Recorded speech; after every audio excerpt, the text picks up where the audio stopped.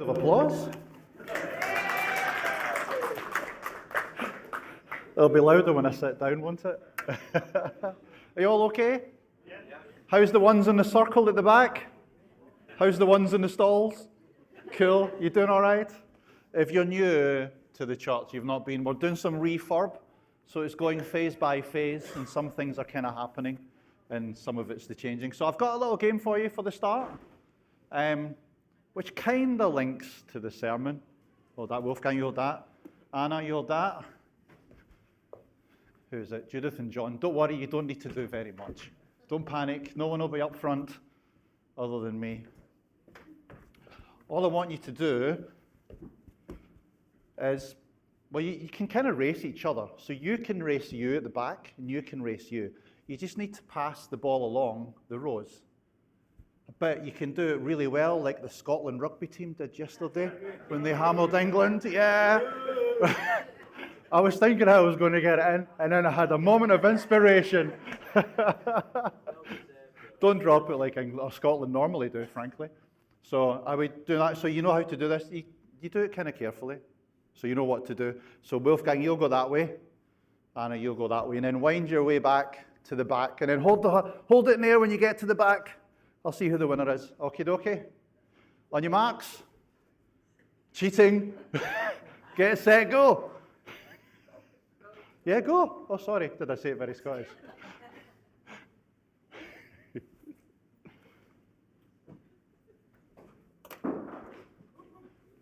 Well done, Rob. Well done, Paul. Oh, no, you hold on to it, Gordon. You hold on to it. That's it. Well done. Yay! Well, I think that the top corner one, there's absolutely no prize.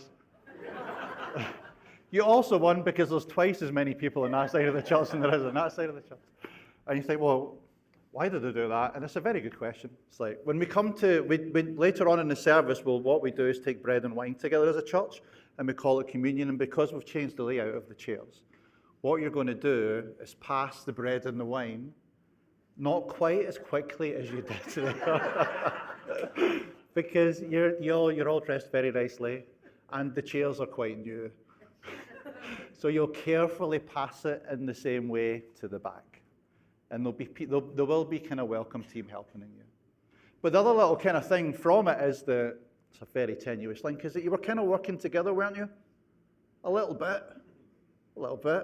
And sometimes, especially when we go into today's passage in 1 Peter, I'll come to that in a bit, there's kind of, certainly at the start, there's two specific groups kind of mentioned, and sometimes we kind of think, oh, that's just for them and not me because I'm not that. Or that's just for them and not me because I'm not that. But actually part of church living and part of church life is that we're chosen to live together. If you were here a couple of weeks ago, remember, I couldn't find the beautiful throne that Miriam made out of Lego. I don't know if she took it apart, but remember we did stuff about chosen stones. And actually we're being built into something beautiful, and what that means is we're all different shapes and colours and different things, but we're kind of in it together. So even if you think, oh, this doesn't apply directly to me, if we're living together as a church, we've kind of got to know what applies to others as well. So we kind of learn together what things kind of help others. So we can walk with them. So we can learn with them. So we can support them and encourage them. So we can understand the Bible. We're in a book called 1 Peter. It's on page 1219 of the kind of Pew Bibles at the back. We're in chapter 3. Peter was a guy that you knew was a fisherman, encountered Jesus. Was like, Jesus, I'm never going to give you up. And then he denied Jesus on the night Jesus was betrayed. He thought, absolute disaster. Yet Jesus restored them, made them really important in the early church. And Peter's written this letter to the church, to people in exile, people in different lands. And that certainly applies to some people in our church today that are from a totally different land. But all of us, in some respect, as we're going through Peter, it's like, well, actually, this world isn't quite our home. There's somewhere else as a Christian that is our home. So Peter's kind of writing this. And as we tend to think, I've got kind of boxes here as a magnificent illustration later. And we tend to think of things in isolation, but we kind of got to not to. Some things apply to us more obviously, but we need to think of the kind of bigger thing. And before I go into today's passage, last week Martin introduced us to a word that we don't like.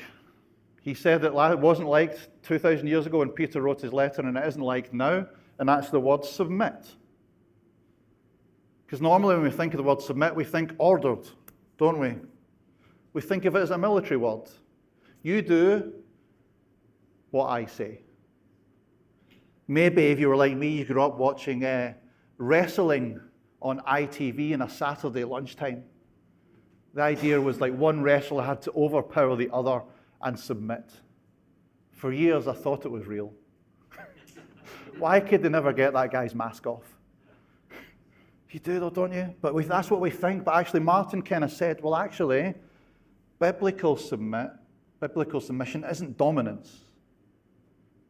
It's not someone using their power or their right to overpower someone else. It's something better. It's kind of like living harmoniously with one another. It's other people-centered. Submission is other people-centered. And as we go into today's passage as well, and I'll read it in a little bit, certainly at the start of today's passage, we probably need to acknowledge that sometimes in the Bible, passages like these have been used, particularly by men, to dominate women. Misused, I would say. And I think it's just good to acknowledge that. We've got to acknowledge that that's happened. That possibly still is happening, or is happening because people are broken. And they sometimes take God's word and they take it out of context and take it out of place and use it for a purpose it's not meant to. I think we need to acknowledge that as well. But submission biblically is different. Martin introduced this idea of harmony. It's not dominance when you hear the word submit.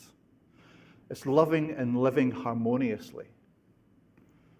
It's loving service to one another. It's acting in such a way that the interest of the other is first in your heart. Remember the one verse from last week that Martin read? 1 Peter chapter 2, verse 12 says this. No, it doesn't. It's because I'm in the wrong book. It's in the book of Colossians, which is an entirely different book. Could have been an entirely different sermon there, everybody. There we go. Live such good lives among the pagans that though they may accuse you of doing wrong, they may say your good deeds. Glorify God on the day he visits us. Live such good lives. That's the challenge. And we don't live in isolation. But they seem isolated. So box number one, passage number one is wives. We're going to read it together. 1 Peter chapter 3, if you've got it open on your phone and that, in the first 7 verses. And actually, I wondered, even as you do it, maybe look for words of gentleness, look for words of harmony that are in this passage. It says, wives, in the same way, submit yourselves to your own husbands, so that if any of them do not believe the word, they may be won over without words by the behavior of their wives, when they see the purity and reverence of your lives. Your beauty should not come from outward adornments, such as elaborate hairstyles and the wearing of gold jewelry or fine clothes. Rather, it should be that of your inner self, the unfading beauty of a gentle and quiet spirit, which is of great worth in God's sight. For this is the way the holy women of the past, who put their hope in God, used to adorn themselves. They submitted themselves to their husbands, like Sarah, who obeyed Abraham and called him her Lord. You are her daughters, if you do what is right and do not give way to fear. It's quite on the face of it a hard passage to read, and Peter's writing possibly to women in the church whose husbands aren't yet Christians. Kind of mentioned that in verse 1, doesn't it? They may be won over. And he's saying to them, how do you live? That's kind of the part of the 1 Peter series, like, how do you live? How do you live? How do these ladies live in a way that their lives have changed in one way? They're chosen stones. Their future is secure. They've been chosen by Jesus. But in another way, their everyday life maybe hasn't changed. How do you live in that kind of tension? Because everyday life, generally, for us today, for women today, is different from everyday life back when Peter wrote to the churches. For many back then, and the probably reality is for many now, but certainly back then, lives were restricted. Roles, education, inheritances were all restricted. And you can kind of sometimes miss the radical bit of Peter's teaching and the Bible's teaching here. A husband back then had kind of like all the rights in the marriage. And women generally had none.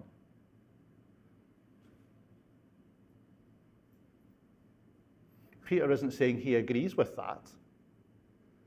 He's just talking into the culture. And he's saying, now, this is an opportunity to live different.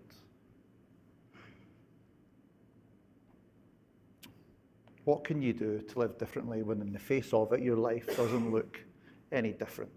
When you can't really change your circumstances? What can you do? Well, as we reflect on these verses for a little bit, because it's a big passage to go through, I thought it might be useful to think, what is this verse not? What are these verses not, and what are they? What are they not telling us, and what are they telling us? I kind of mentioned earlier, these verses like this in the Bible aren't an excuse for men or husbands to dominate and be abusive.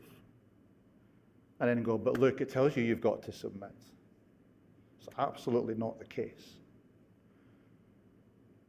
Biblical submission isn't one human lording it over another, however you decide to do that.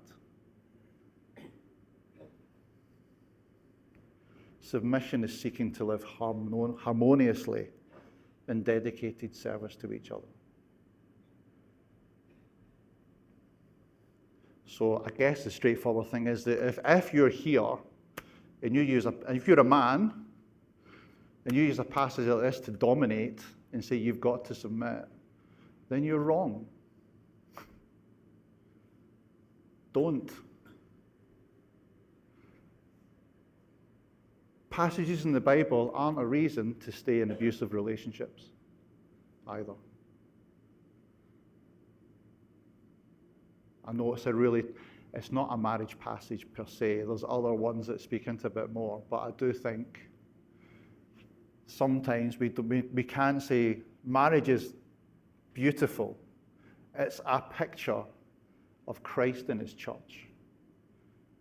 But we kind of can't use that to say that people stay in a place where it's damaging to them, financially, psychologically, physically.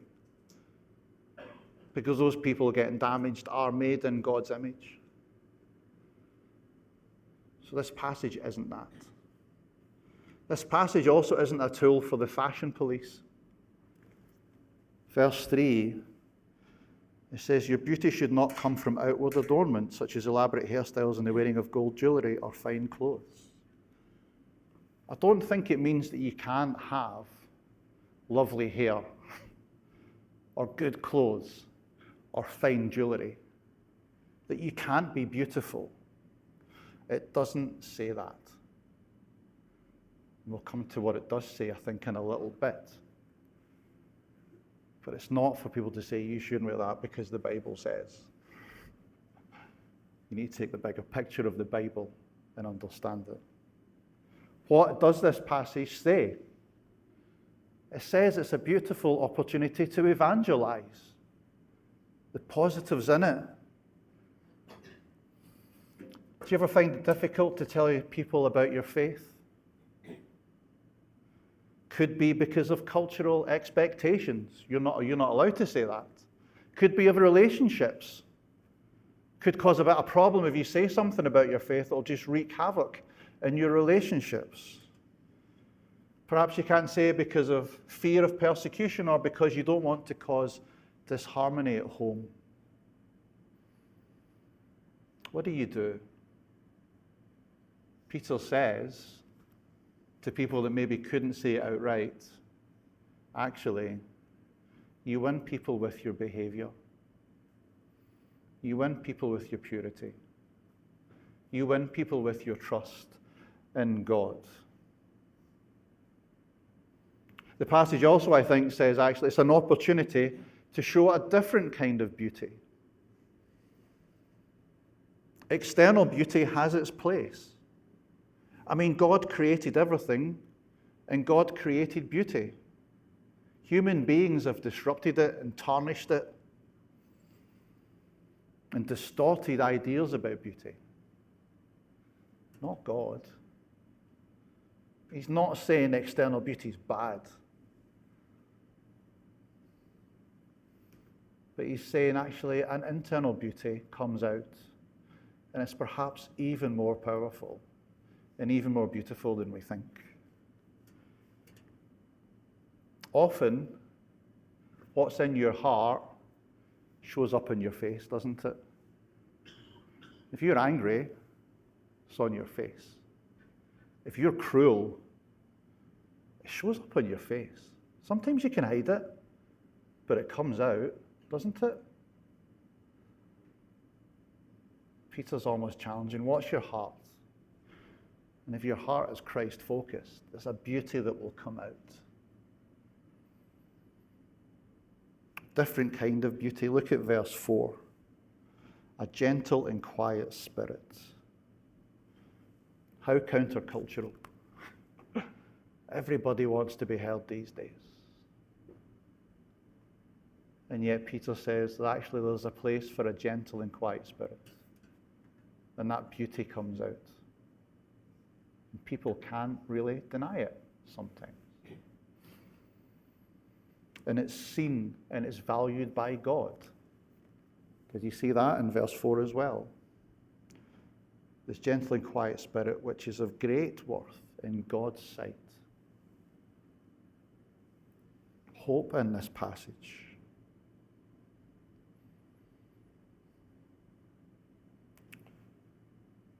The passage is also an opportunity to be fearless. Peter kind of gives an Old Testament example of, then he says in verse 6, but don't give way to fear. Submitting, seeking to live in love and harmony and harmoniously. Seeking to live in loving service to one another. It isn't timidity, it isn't fearfulness. It's bold and it's confident. So he's done this big bit about wives. But I kind of said it's not in isolation, so the wives goes into the box of something bigger to build the tension. What's it going to be by the end? And then he goes on to husbands. And he doesn't seem to talk about husbands very much. He does, like, just if you have your Bibles open, chapter 3, verse 7, husbands, in the same way, just noticed that, be considerate as you live with your wives and treat them with respect as the weaker partner and as heirs with you of the gracious gift of life, so that nothing will hinder your prayers. Got to find the right page. He moves on to husbands, and even though he doesn't say very much, it's no less important. I wonder if it's just because husbands can take on board less information. It's like, they'll understand 6 verses, but we'll give the men 1. It's probably, wives are trying not to nod. Everyone's like, I think I might be right. And he says what to do? Be considerate. Know your wife. He puts the word respect in here, but I wonder if it's not necessarily the best word. Some translations that are a bit more literal say the word honor. Honor your wife. I wonder if that's a better word. There's something kind of deeper and more powerful about that, isn't there? Honor your wife. Somehow if you honor them, you're showing greater respect than respecting them, if that makes sense. He's saying, husbands, consider your wives, care for them, know them, look out for them. He calls them the weaker partner, and I think that is just literally, they're not as strong. I know there's like exceptions. My wife can run a marathon and a half marathon faster than I can.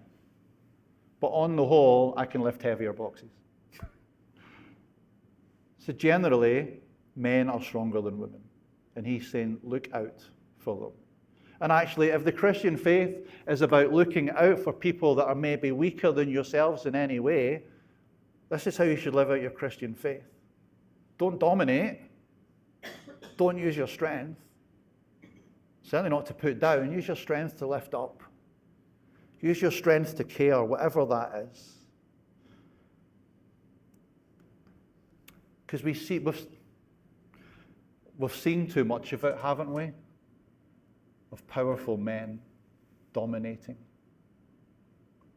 It's been all over the news. And Steve's doing his PhD on, and we think, oh, it's just out there, isn't it? Actually, it can be rife in the church. Men using their power to dominate. Steve will send you his book afterwards. We'll do the book, won't we, Steve? You'll do the book. I'll write it for you, yeah. I'll do the idiot's version. Steve will do the clever version. But we've seen it, haven't we? And he's saying here, actually, you don't do this. You look out. Why do you look out? Because, what does it say in the passage? They're co-heirs. Co-heirs of what? God's grace, God's favor, God's understanding, God's love, God's hope. You're in it together.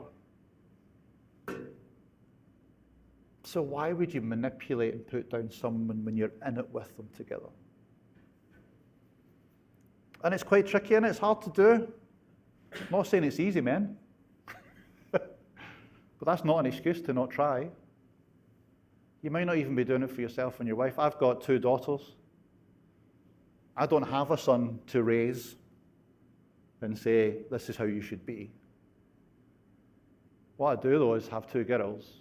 And I think quite often I need to be with my wife in such a way that when they see something that's not right, they'll go, that doesn't seem right. I don't think Dad would do that. I need to show my wife genuine love and care. Sorry when I don't do it right, Jules. Get that one in publicly, which is pretty much every day. But we've got to do it, don't we, men? Husbands, men, pull each other up when we don't see it happening.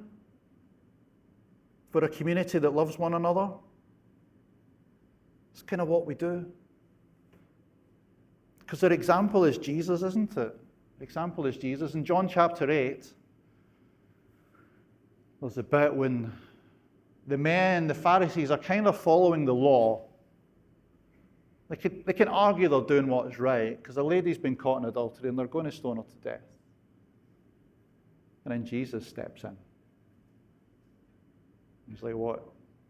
In words, he says, what are you doing? If you think you're perfect, you can throw the stone. Otherwise, consider carefully. Jesus, the Lord of the universe, doesn't lord it over people. A challenge, I hope, for us. A challenge laid down by Peter for husbands, but for everybody to know. For every man to know, whether you're a husband or not. For every wife or female to know this is how husbands should be. But it goes into the box of something bigger. And then finally, goes on to all of us in the passage, Steve. If you read that from verse 8. He moves on from these specific groups to all of us. I'm going to stick it there so you can see it. All of you, be like-minded, be sympathetic, love one another, be compassionate and humble. Don't repay evil with insult, or evil with evil, or insult with insult. On the contrary, repay evil with blessing.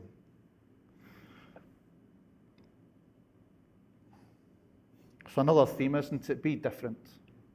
Be countercultural. How are we to be with one another? Be of one mind. Everyone loves the idea of being of one mind as long as everyone else is of the same mind as I am. That's how it works, doesn't it? Except we go on holiday together and it all falls apart when there's 5 different ideals. But the one mind is to have the mind of Jesus. Our common mind is to be Jesus' mind. We've got to look upon him. And then you have some what-tos to show your gentleness, to show your one-mindedness. What do? You don't repay, verse 9. Even when we're slighted, our hearts tell us, get your own back. Anyone feel like that sometimes? Get your own back. But Peter says, don't. That doesn't mean to say that justice doesn't happen. That doesn't mean to say that people get away with stuff that they shouldn't.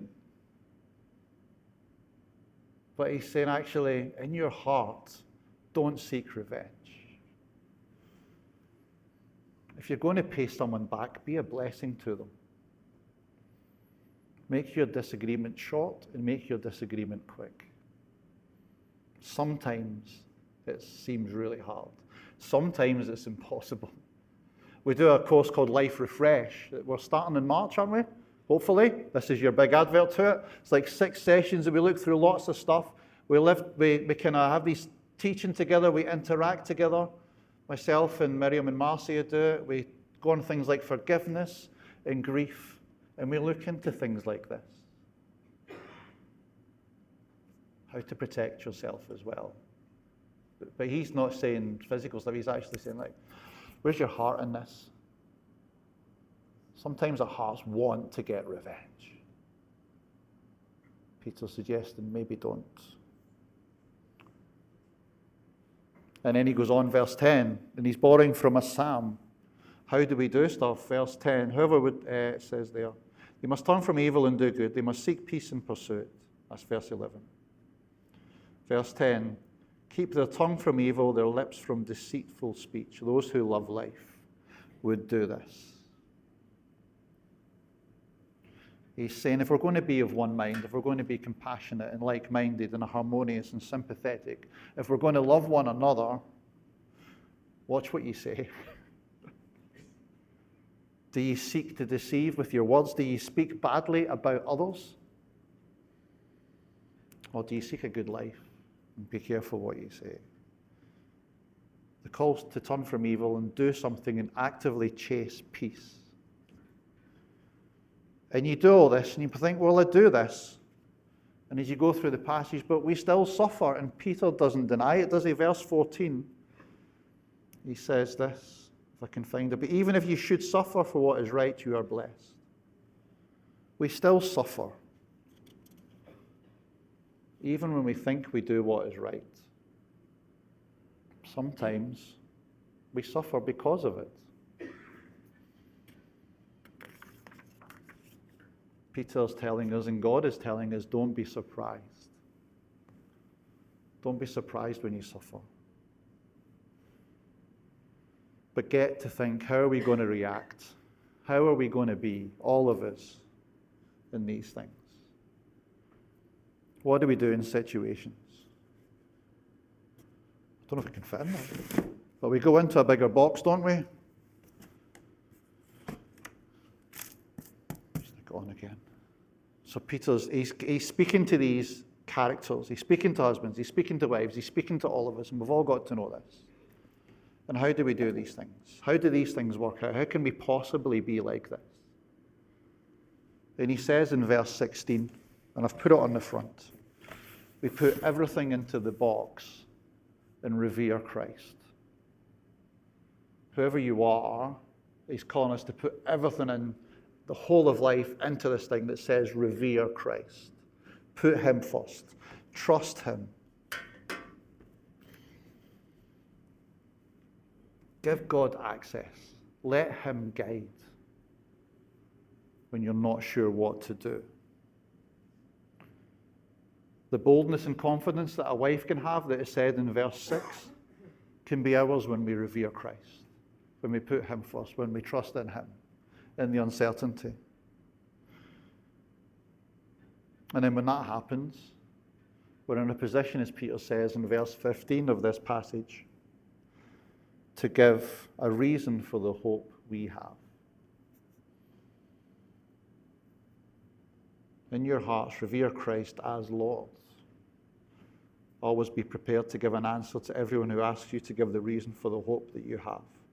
But do it with gentleness and respect. You might suffer because of that. Some of us it's physical, some of us we get a good slagging off and we get laughed at. Some of us will get ignored. But you have to do it with gentleness and respect, haven't you?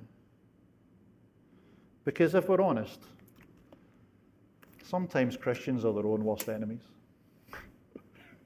Sometimes we can be a bit obnoxious and a bit offensive and a bit defensive about our faith. And actually, one of the things Peter says is actually just quietly trust in God sometimes. Yes, there's definitely a place to say. Tells you that, doesn't it? You almost like you'll have the opportunity to give the reason for the hope you have. But do it with gentleness and respect. And if you get too offensive or obnoxious, don't be surprised if you get a hard time.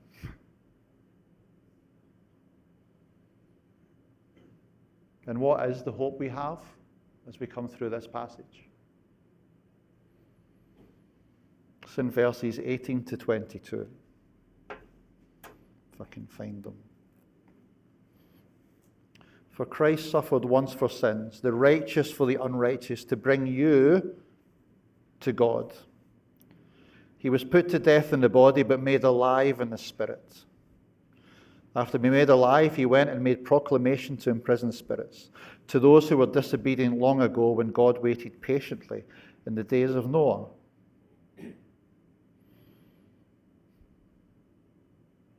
Then it goes on, verse 22, or end of 21. It saves you by the resurrection of Jesus Christ, who has gone into heaven and is at God's right hand, with angels and authorities, powers in submission to him. How can we be gentle? How can we live quietly? How can we live with gentleness and respect? How can we give a reason for our hope? Because God's won. Christ is victorious. He's made the way. He took our place and made us righteous. This means right with God. Jesus did die, but he was raised again. And it means that you're vindicated. It means that you're brought close to Jesus. It means there's vindication and there's victory and there's hope and there's certainty for those who trust in Jesus. Even depending on what the world says.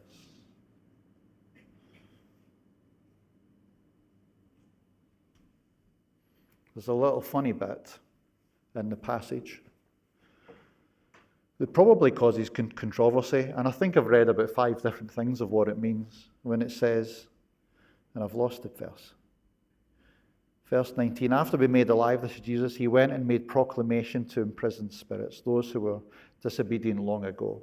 It's kind of reference to Genesis when the world was dark. And God gave some a second chance.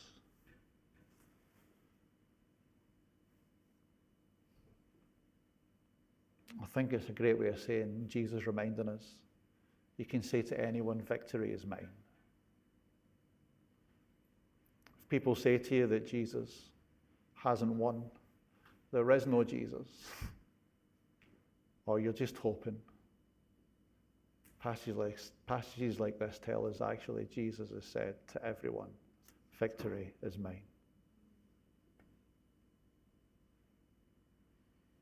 He's saying to the ones, you opposed me, you persecuted me, you made me suffer, but I have defeated you. It's great. Well, it's great for me. I always think of then when Paul met Jesus on the road to Damascus. Oh man, I nearly had a blank mind there. You know, Paul was the one that was killing folk. Paul was the one that was persecuting. Paul was the one that was there when Stephen was stoned to death, if you read in the book of Acts.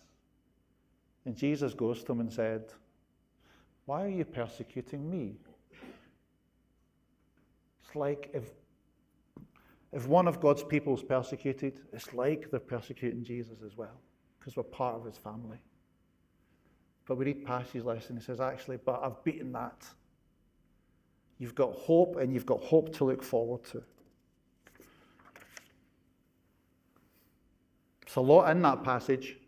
I would love to go for another hour, but you wouldn't like that. The chairs are good, but they're not that comfy.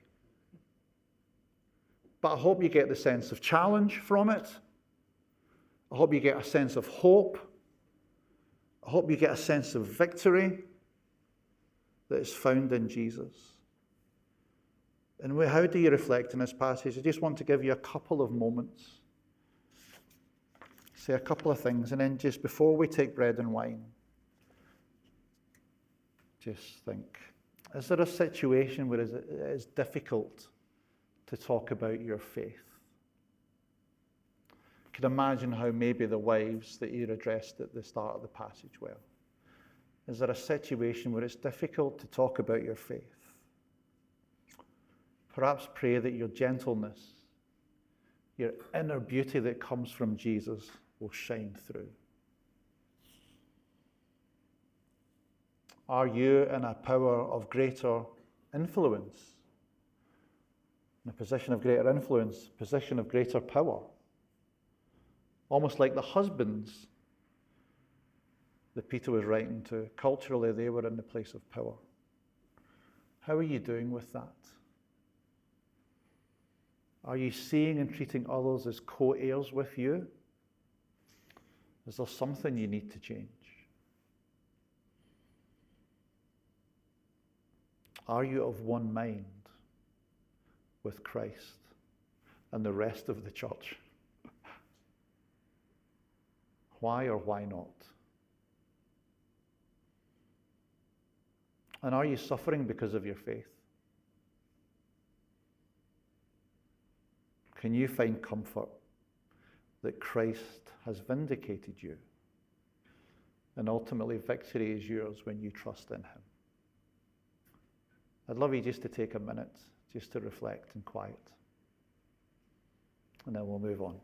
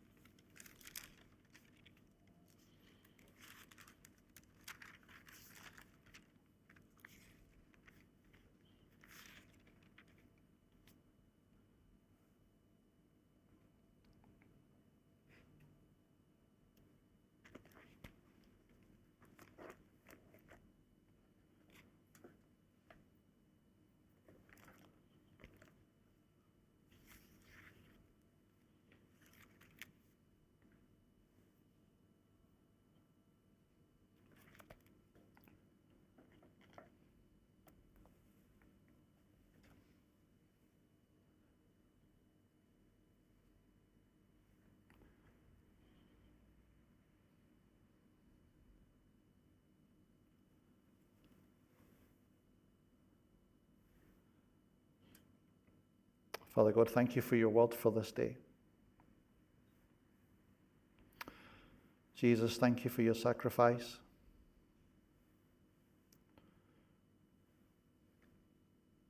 Spirit, we ask that you move among us and work within us. May the things that are of you, God, that I've heard clearly from you today, may they stick and be reflected upon. For the things that are not of you, may they fall away and be forgotten. We thank you that you are our hope, and as we sang earlier, our living hope. As we come and continue our worship to you, help us to revere you in our hearts as Lord and Saviour.